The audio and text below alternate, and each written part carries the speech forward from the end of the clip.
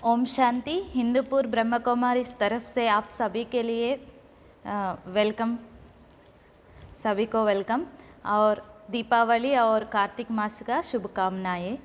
इस प्रोग्राम का मुख्य उद्देश्य है इस फेस्टिवल का क्या मतलब है, इस फेस्टिवल क्यों हम मनाएंगे, ऐसा दीपावली कार्तिक मास और दूसरा फेस्टिवल्स है ना, क्यों मनाते हैं हम और इसके पीछे का कारण क्या है और आध्यात्मिक रहस्य क्या है, ये सब कुछ हम आपको बताएंगे हिंदूपुर ब्रह्म कुमारी।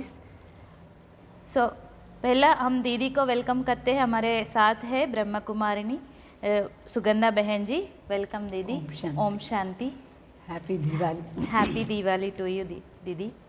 इस दिवाली में हम नरकासुर का वध और बलि चक्रवर्ती का वध, ये सब कुछ कहानियाँ हम सुनते आए हैं पहले दिन से। इसका मुख्य उद्देश्य क्या है दीदी, इसका अर्थ क्या है? ये तो पहले हम ये समझेंगे कि दीपावली के समय खास करके ये दो प्रकार के कहानियाँ सुनाते हैं, वो भी कार्तिक मास में दीपावली शुरू होता है। मतलब सारी बरस में ये डार्केस्ट पीरियड है। विंटर शुरू होता है तो डार्कनेस। तो अभी सारी दुनिया में दो प्रकार के डार्कनेस है, अंधकार है। दो प्रकार के अंधकार माना, एक तो ये विंटर में थोड़ा जास्ती अंधकार है, डे टाइम कम और रात ज़्यादा है। दूसरा अंधकार सबके मन के अंदर की बात है। सभी के मन में आजकल बहुत दुख है, अशांति है, बहुत टेंशन्स है, ऐसे कई बातों में दिलचस्प हो जाते हैं। ये जो अंधकार है दिल में, उसको भी दूर करना होता है। तो उस अंधकार का कारण क्या है? और ये अंधकार तो पता है, ये सृष्टि चक्र जो रिपीट होता है 1 ईयर में, कैसे स्प्रिंग समर ऑटम विंटर, ये रिपीट होता है। लेकिन अंदर के अंधकार का कारण क्या है? वो ये कह सकते हैं कि अज्ञान अंधकार। सो इस अज्ञान अंधकार में क्या होता है, मनुष्यों को थोड़ा सा कर्मों का गति जो है वो कम ज्ञान है, पूरा ज्ञान नहीं है उसका। इतना बोलते हैं कि जैसे हम कर्म करते हैं वैसे हम फल पाते हैं। लेकिन फल जो मिलता है उससे समझ में आता है कि जो कर्म करते हैं वो ठीक नहीं है।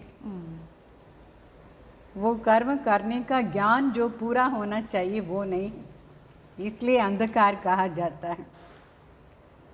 और इसमें नरकासुर वध क्यों दिखाते हैं? माना मनुष्य अपने ही कर्मों से दुख और अशांति को पाता है। अपने ही कर्मों से सुख है, अपने ही कर्मों से दुख है। सो अभी के समय अनुसार सभी को बहुत दुख ही दुख है।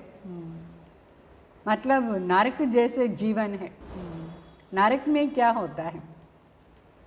नरक में दुख, अशांति, पनिशमेंट, चिंता, भय सारा होता है। ऐसा जीवन अभी मनुष्यों का हो गया है, इसको ही नरक जैसे कहे। लेकिन नरकासुर माना नरक में जो ले जाता है वो संस्कार, नरक में ले जाने वाला संस्कार आसुरी संस्कार। वो आसुरी संस्कार के कारण सब नरक के जीवन को अनुभव कर रहे हैं। नरक माना दुख, अशांति, रोग, शोक, अन्याय, भ्रष्टाचार, ये सब होता है नरक में। भ्रष्टाचारी, अन्याय होता है, अधर्म होता है। तो ये इस स्टेज दुनिया का ये हालत क्यों हो गया? इसका कारण है आसुरी संस्कार। तो नरकासुर माना ऐसा संस्कार, आसुरी संस्कार बना दिया है मनुष्यों ने, जिसके कारण नरक बन गया। अभी किसको वध करना है?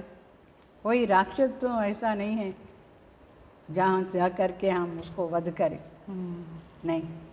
ये है सबके दिलों में, सबके मन में, सबके अंदर ये जो आसुरी संस्कार व लक्षण आ गया है, इसके कारण नरक हो गया है। अभी उस संस्कार को अभी कैसे मारना, उसके लिए ये दीपावली मनाया जाता है।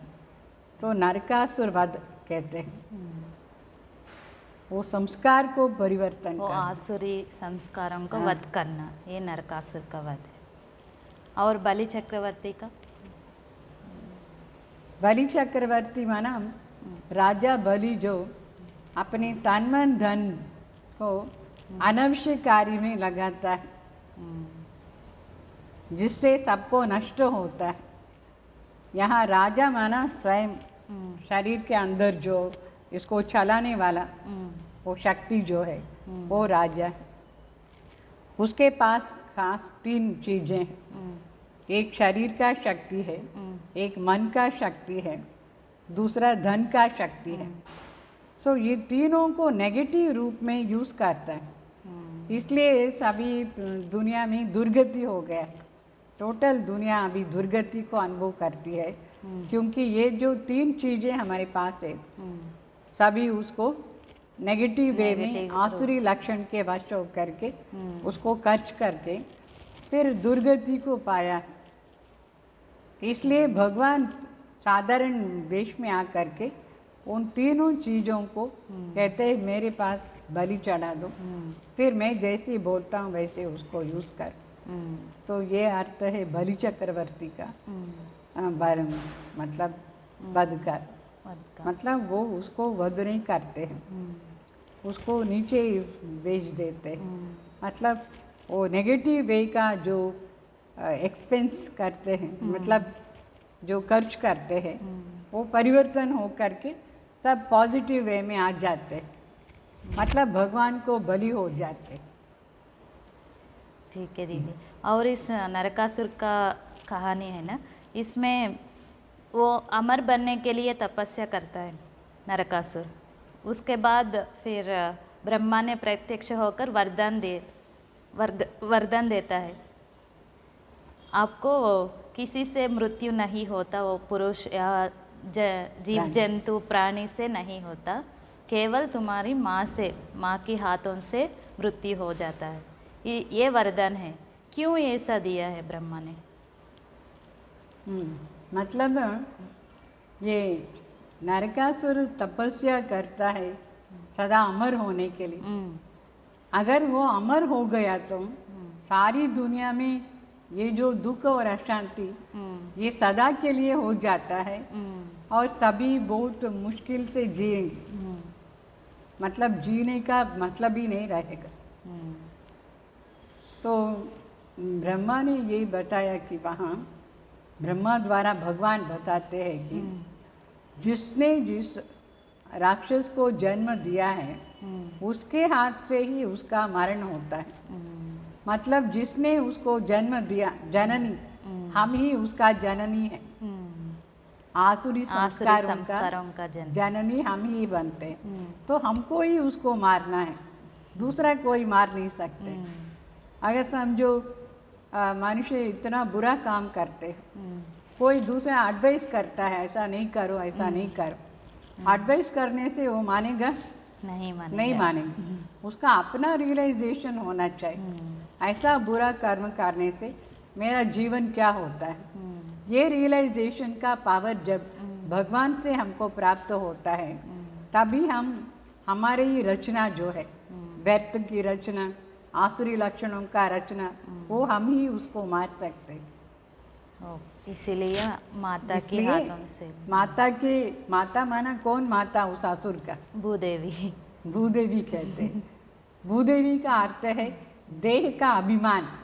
ये भूमि में 5 तत्व, सो ये 5 तत्व का शरीर जो है, इसके अभिमान में जब हम आएंगे तभी हम ही भूदेवी बन जाते हैं।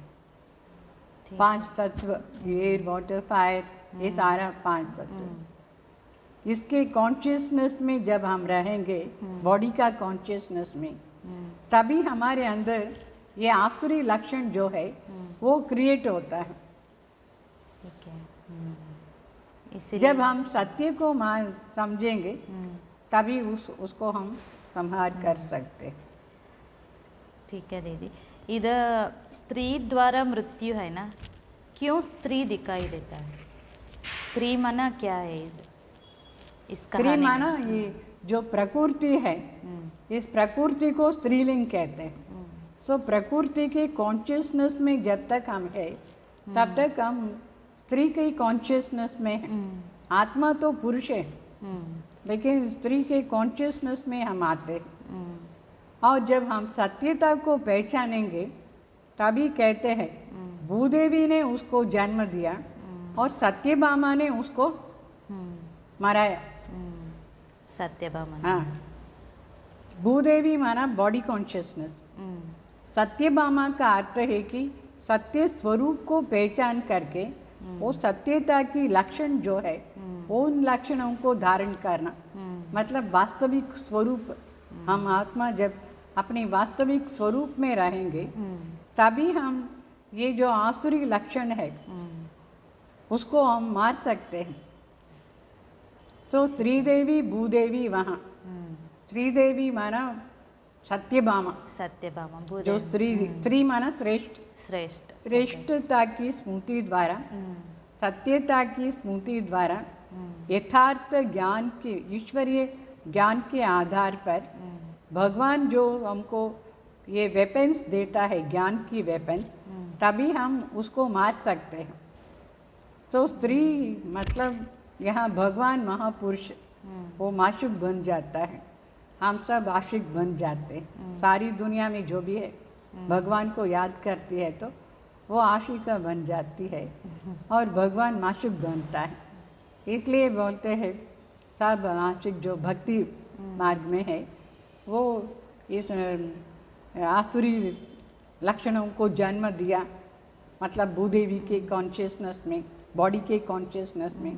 फिर जब सत्यता को पहचानेंगे भगवान के ज्ञान के आधार से, सो भगवान हमको वो जो वेपन्स देते हैं, वेपन्स माना जो भी आयुध है, जो भी हथियार है, ज्ञान के हथियार, उसके द्वारा हम आत्मा इस शरीर द्वारा ये जो हम रॉन्ग किया है उसको राइट कर देते हैं। आसुरी लक्षणों को चेंज करके दैवी लक्षणों को धारण कर देते हैं। वो हमको ही करना है ना, दूसरा नहीं कर सकते। हाँ दीदी। और इस बलि चक्रवर्ती का कहानी में शुक्राचार्य है ना, गुरु शुक्राचार्य राक्षस का गुरु है और उसका परम शत्रु है विष्णु। वो वामन अवतार में विष्णु मूर्ति आने के बाद वो शुक्राचार्य मना करता है, क्यों देता है ये मत देना दान, क्यों ऐसा अपोज करता है? मतलब शुक्राचार्य असुरों का गुरु क्या कहते हैं, मतलब आसुरी लक्षण जो है उन सब का आधार है जो रॉन्ग कर्म सिखाने वाले। ओके। रॉन्ग गुरु माना जो भी सिखाते हैं उसको गुरु कह देते हैं। ये दुनिया में रॉन्ग सिखाने वाले भी है तो राइट सिखाने वाले भी है। सो रॉन्ग सिखाने वाले जो है वो सदैव अपोज करते ही है राइट वाले। जो हम अच्छा कर्म करने चाहते हैं, जो देवताएं जैसे कर्म करने चाहते हैं, उसको अपोज करने वाले नेगेटिव वाले होते हैं ना। नेगेटिव को ये पॉजिटिव शत्रु है, पॉजिटिव को नेगेटिव शत्रु है। मतलब ईच अदर अगेंस्ट है, इसका वो अगेंस्ट है, उसका वो अगेंस्ट। इसलिए अच्छा कर्म जब भी करने जाते हैं तो अपोजिशन वाले बहुत होते हैं जो कहते हैं नहीं करना है, अच्छा नहीं करना है। तो बलि चक्रवर्ती जब तन मन धन, मतलब तन का अर्थ है एक पाँव ये भूमि में पाँव रखना, फिर आकाश में पाँव रखता है, फिर सिर के ऊपर माना मन के ऊपर भगवान का अधिकार हो जाता है। तन मन धन ये तीनों एक्चुअली 3 पग। हाँ, उसके बदले वो लोग कहानी में ऐसा दिखाया है कि भूमि आकाश और उनके सिर पर पाँव रखा है करके। सिर के ऊपर पाँव रखना माना समर्पण हो जाना। ये तीनों को वो राजा अर्पण कर देता है भगवान को, फिर भगवान उसको पॉजिटिव में स्पेंड करने के लिए राय देते, श्रीमत देते। सो भगवान के श्रीमत के आधार पर जब हम तन मन धन को खर्च करते हैं तो अपना जीवन बहुत श्रेष्ठ बन जाता है, महान बन जाते हैं। वो बोलता है वामन अवतार, आपको महान बनाने के लिए मैं आया। महान कैसे बनेंगे? वो सोचता है यज्ञ करने से, दान पुण्य करने से, तपस करने से हम महान बन जाएंगे। भगवान आकर के कहता है नहीं, ये तीनों चीज़ें आपके पास जो है उसको पॉजिटिव में यूज़ करो, मिसयूज़ नहीं करो, तभी आप महान बनेंगे। ये स्टोरी का रहस्य है बलि चक्रवर्ती का।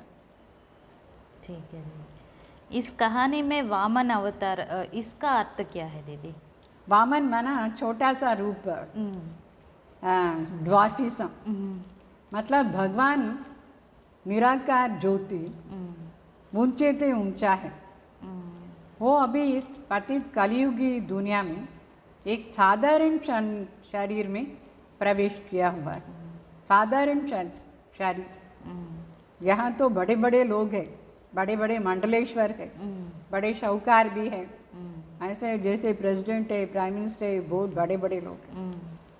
लेकिन उनके द्वारा भगवान इस सृष्टि परिवर्तन का कार्य शुरू नहीं करते, शुरू करते हैं एक साधारण मनुष्य शरीर के आधार। सो जब भगवान साधारण मनुष्य शरीर में प्रवेश किया है करके, उनके द्वारा हम सभी को, सर्व आत्माओं को, कोई भी हो इस दुनिया में, सर्व को ये सलाह देते हैं कि मतलब राय देते हैं कि तुम अपने जीवन के ट्रस्टी होकर के अपना जीवन संभालो, तन मन धन को मेरे इसमें अर्पण करो।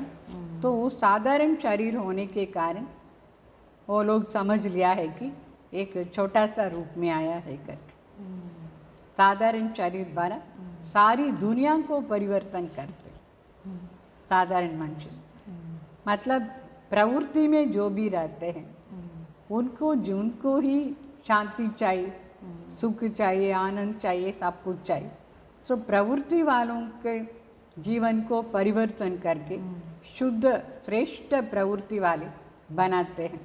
पहले आसुरी प्रवृत्ति वाले थे सभी, फिर भगवान ये साधारण शरीर जो वामन अवतार कहते हैं, नहीं वामन नहीं, शॉर्ट नहीं, छोटा, लेकिन साधारण शरीर, उनके द्वारा कहते हैं अपने जीवन को परिवर्तन, ऐसे विपत्ति से पावन बनो, विकारी से निर्विकारी बनो, अशुद्ध संस्कारों से शुद्ध संस्कार में परिवर्तन करो। ये मुख्य बात, ये तीनों ही हमारे जीवन के आधार, तन मन धन, ये तीन नहीं है तो जीवन ही नहीं। इसलिए उन तीनों को परिवर्तन करने के लिए भगवान साधारण मनुष्य शरीर द्वारा राय देते हैं, मतलब सिखाते हैं, श्रीमत देते हैं। इसका अर्थ साधारण शरीर।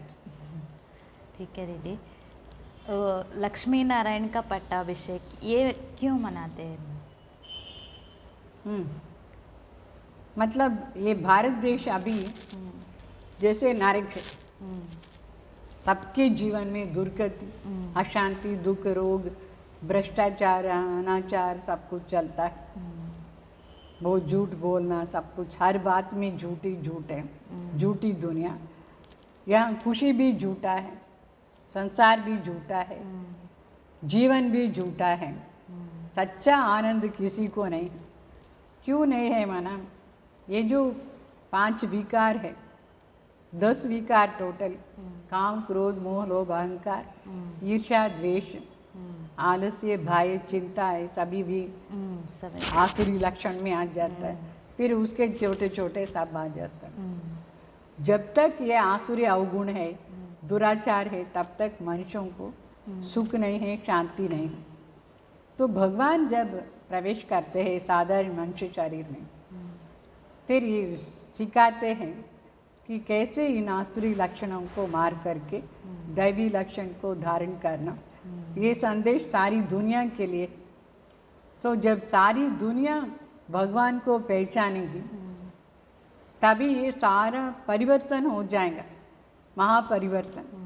ये आसुरी दुनिया, कलयुगी दुनिया पूरा परिवर्तन हो करके सच्चा जीवन बन जाता है सबको, सच्ची आनंद, सच्चा सुख मिलेगा, तभी सभी को खुशी है। तो उस समय यथा राजा रानी तथा प्रजा सभी बहुत श्रेष्ठ होंगे, खुशी होंगे। उस समय से इस भारत में राज्य चलेगा।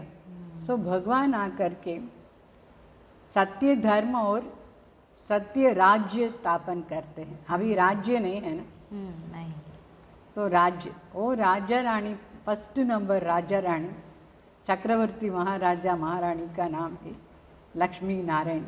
जब उनका पट्टाभिषेक होगा तभी वो सच्चा दीपावली होगा। घर घर में रोशनी, घर घर में माना सिर्फ ये घर में लाइट की बात नहीं है, अंदर जो आत्मा उनका प्रकाश होगा, जीवन ज्ञान के आधार से, योग के आधार से, पवित्रता की शक्ति के आधार से सच्चा सुख, सच्चा आनंद मिलेगा, तो अंदर प्रकाश होगा। इसके लिए कहते हैं लक्ष्मी नारायण के राज्य में, राज्य जब होगा तभी हर घर में दीपावली और वो 1-1-1 से शुरू होगा। रियली अभी थोड़े समय के बाद, ये महापरिवर्तन के बाद, और एक राज्य, एक भाषा, एक धर्म की स्थापना अभी हो रही है। वो फिर प्रैक्टिकली हो जाएगा प्रत्यक्ष रूप में। इसलिए उसका पट्टाभिषेक मतलब कोरोनेशन डे मनाते। और राधा कृष्ण का महारास है ना, इसके सभी महारास के लिए कितना महत्व देते हैं, क्यों देते, इसका अर्थ क्या है? हाँ, ये दीपावली के समय महाराज का भी वैल्यू है। महाराज का अर्थ ये है कि जब रास करते हैं तो सभी एक दो के हाथ पकड़ करके इक्वली सभी करते हैं। मतलब इसका यूनिटी का अर्थ है। यूनिटी, महारास में ना यूनिटी, यूनिटी, सबके संस्कार मिलन, एडजस्टिंग पावर, यूनिटी, संस्कार मिलन, सब एक दो को मान करके चलते हैं। जैसे राजा रानी कहता है वैसे प्रजा चलेंगी, विरोधी कोई नहीं होगा। इसको कहते हैं महाराज, मतलब संस्कार मिलन की बात है। अभी हम भगवान के साथ उनके संस्कारों को धारण करेंगे। परमात्मा का संस्कार जो शांति सागर, आनंद का सागर, पवित्रता का सागर, उसका संस्कार जो है वो हम जब धारण करेंगे सभी मिल करके, तभी हम सब मिलेंगे। अपना संस्कार भी मिलेगा सबके साथ। उसको कहते हैं महाराज। भगवान के साथ संस्कार मिलन के साथ सबका संस्कार भी मिल जाएगा। तभी वहाँ वो लोग कृष्ण को भगवान मानते हैं। निराकार ज्योति परमात्मा के संस्कार जो है, उस संस्कार को हम सब जब धारण करेंगे तभी हम सब में यूनिटी और संस्कार मिलन होगा। उस टाइम में मनाएंगे हम, उस समय महारास करते। उसका वैल्यू है, उस रास को वैल्यू है। बाकी आजकल जो डांस करते हैं वो डांस को इतना वैल्यू नहीं है जितना उस महारास का वैल्यू है। वो पूज्य भी है और फेस्टिवल के समय पर वो करते हैं। दूसरा जब डांस सभी सिर्फ एंटरटेनमेंट, वो शाम को ऐसे ही टाइम पास के लिए करते हैं। वो एंटरटेनमेंट है, खुशियों का, खुशी के लिए।